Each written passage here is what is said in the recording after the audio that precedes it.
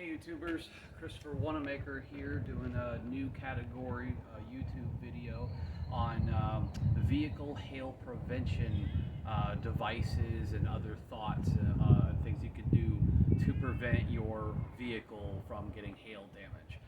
About a week ago here in Ridgefield, Washington, we had a major alert of possible golf ball size hail with a major thunder, lightning storm, windstorm. Luckily, it shifted a little bit near the very end, so it was more on the eastern side of the I-5 freeway and north and all that. It kind of missed us. We got some heavy wind and heavy rain, but we didn't get any major hail at all, so that was really good. But real quick though, you know, I do live in an apartment complex. There are people out and about with their kids, walking dogs, bouncing balls, riding bikes, you know, aircraft flying over, vehicles drive by. So if there's any major noise of any kind, I do apologize for that ahead of time, but I live in an apartment complex, so I can't really do anything about other people and the different noises that are go on with an apartment complex. So other than that, you know, I'm all about, you know, prevention, to prevent, you know, things from happening. You got to think ahead. And so, yes, even though my vehicle is under an apartment carport with a metal roof, there are three sides, the back, the passenger side, and the front of my vehicle, that depending on the shifting of the wind, since I'm near the end of the carport, it, you know, hail, big enough hail that's larger than normal BB size hail, can bounce off the ground, hit my car, and still cause damage. So to prevent that, I took some precautions to protect my car, and I'm going to go over that, and then some other invention ideas and everything you could do to, you know, think ahead, because emergency preparedness management, thinking ahead, you know, setting things up, getting spending money on certain preparedness planning products or both will save you, you know, money in either damages and recovery fees in total, or it will mitigate how much damage was actually caused. So let's go over a few of the simple things that I did. Because my vehicle is under a, you know, carport, one of the very first things that I did was I parked as close to the beams, the pillars of the shed, so that way I'm further away from the very edge of the carport. So that's one of the very first things I did, is park as close to it as I could to center the vehicle under this parking spot area, under this carport. Okay, so after I centered my vehicle as close to the pillars of the carport as possible and centered it under the carport, then the very next thing I did is took certain precautions with some packaging tape for the rear here. I have several of these. It's foam cushioning with plastic wrap around it that I got from Home Chef boxes. I kept several of them for future packaging with cushioning in it if I need it. So I took several of these and I just did this, and then I taped it, and then I taped it at the front, the top and the bottom, put multiple beside each other, taped them all together all the way to the side here, and that protected the rear area. So that's one of the first things that I did.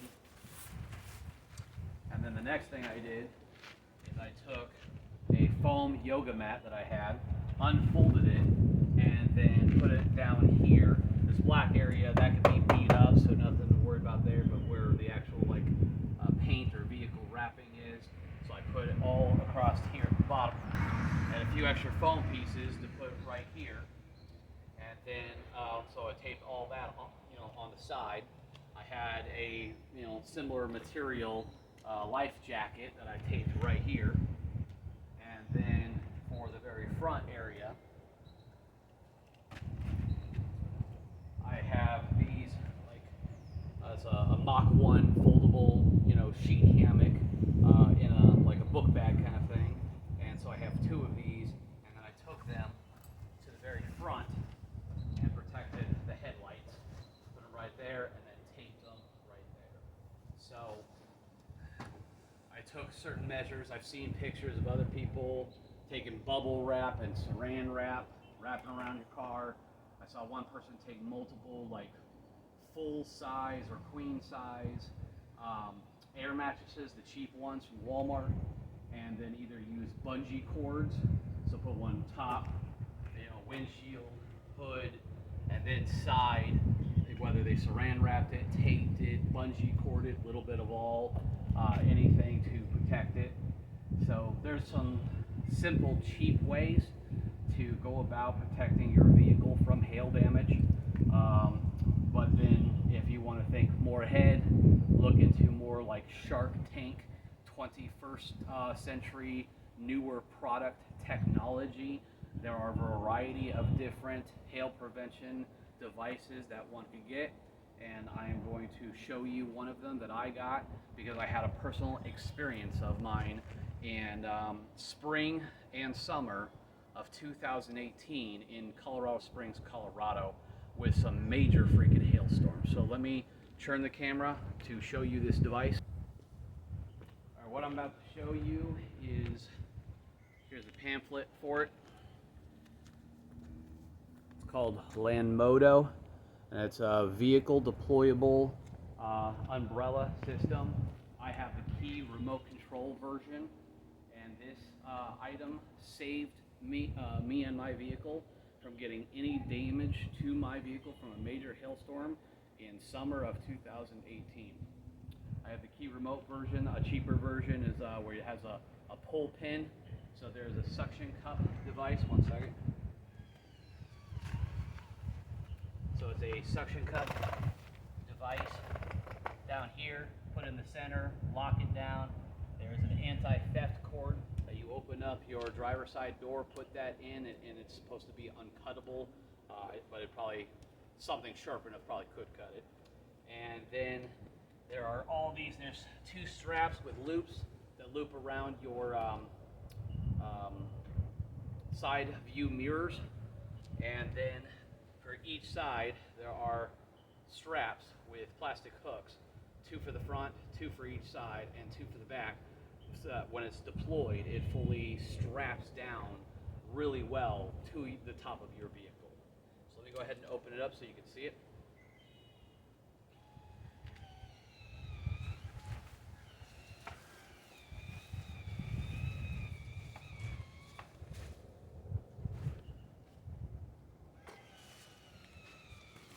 Sticking a little bit, fully unfold because it's on the ground. But so Landmodo, and so this would be on top of the very top center of my car. The reason why I don't use it anymore, not only because I'm not in Colorado Springs where major hailstorms happen in more central United States, but also because I have a Thule lockbox container and it won't stick to the top of that. So, but I bought this. Here's the setting of what happened. I got out of a college semester, spring of 2018, I think it was May, and went on a road trip with my brand spanking new car, a 2018 Hyundai Kona that I had just got from the dealership end of March 2018. I finished college like first week of May. A week later, I take a road trip. It was like a 5-week long road trip, 5,800 miles from Colorado Springs to Glacier National Park, Montana, then Canmore, Alberta, Canada, then headed west to Whistler, BC, Canada, then headed south to my hometown, Kelso Longview, visited family and brothers, and then 2 weeks after that went back to Colorado Springs. During the time that I was back in Kelso, Washington, staying at my brother's place, I saw a YouTube video news report on a major hailstorm that hit all of southern Colorado Springs. And the hail was between the size of golf ball to softball sized hail, and it killed 2 animals at the Colorado Springs Zoo. It hit them in the head and killed them. And so, tons of people's vehicles were either massively damaged or total loss. So now I'm thinking to myself, okay, well, I have auto insurance.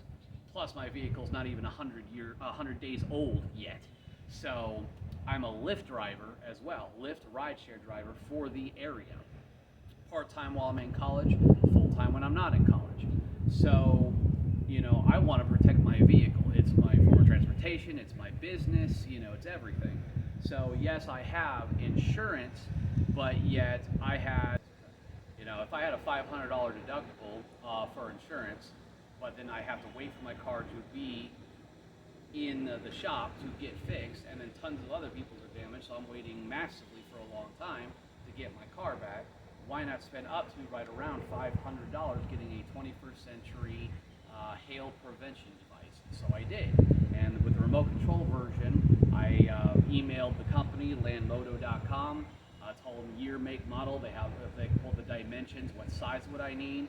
I got the one that's a little more expensive because I had a key remote control instead of a pull pin process, and then I got it, and then 2 months later, another major hailstorm hit my area while at Colorado Springs at my apartment.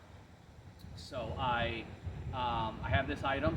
It was in the back of my vehicle, ready to go. Normal hail came through, and then it stopped.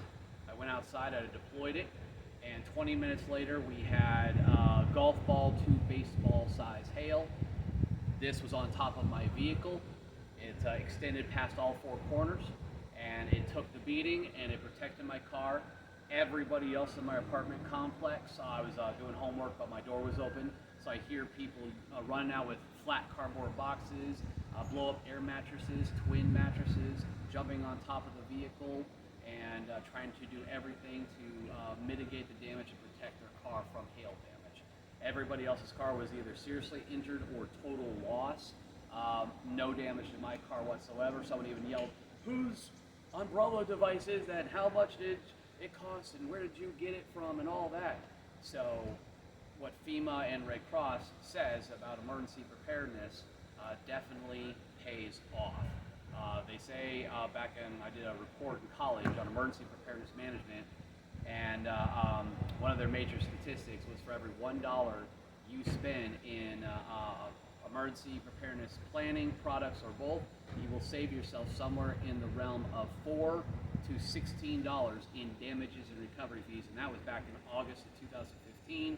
That was before the pandemic, before inflation. So take that $4 to $16 range, it's now double to triple that. So the more money that you spend on emergency preparedness planning, products, or both, the more money you will save yourself time, energy, and money in damages and recovery fees. So, something like this is worth the money. And on top of that, amazing thing happened,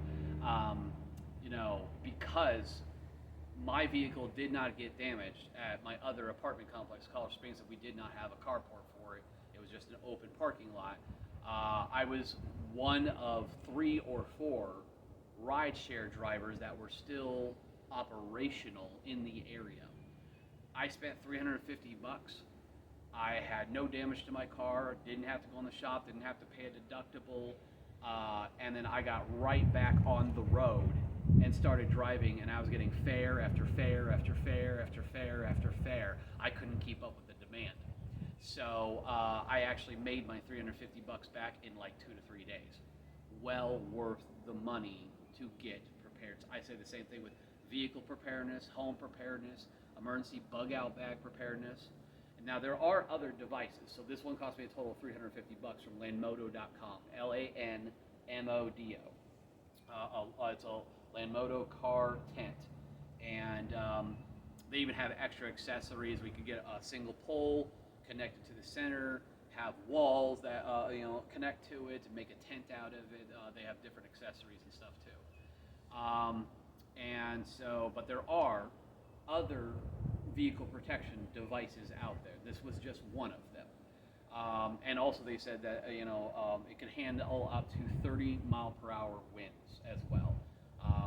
I had one of the corners in the front against like 25 mile an hour winds, but I was probably for a long time going against it. And one of the extender arms in the front corner, it snapped and broke. I emailed them, and they sent me several extra spare parts to fix it myself. And then the only other bad thing is, like just today, I tried to do this all earlier, but I had to change the battery for the remote control. So what other devices are there out there? I've seen ones with like the car sheet covers, and these special ones have sensors in it when it's active and charged, that if something with a good amount of force, like let's say an apple or a pear or something drops from the tree, if a certain amount of force hits this car cover, the top of the car cover inflates. And then so it's its own car cover sheet protector / air mattress built into it. There are these car bubble things that you can encase it in like a bubble, whether a thing of force hits it and then it inflates itself, or you inflate it as soon as it starts hailing. So the greatest thing and idea to do is what kind of vehicle, where do I live, what kind of storm is it, and look up like Shark Tank kind of 21st century product devices that you could use, as long as you deploy it at the right time, to protect your vehicle from hail damage. And by taking the little bit of time, energy, and money in investing in products like this, it could save you time, energy, and money having to deal with the aftermath of natural disaster, damage and recovery fee time and money. So they say for that one statistic, for every $1 you spend in emergency preparedness planning and products, you'll save yourself somewhere in the realm of $4 to $16. It's more like double to triple that now. So like $8 to like $48. But on top of that, you compare those who prepare to those who don't prepare at all. The people who prepare, as long as they survive the initial natural disaster, whatever it might be, they will recover 4 to 5 times faster compared to those people who do not prepare at all. So that is pretty much my video. Let me fold this up so you can see how it looks all collapsed together.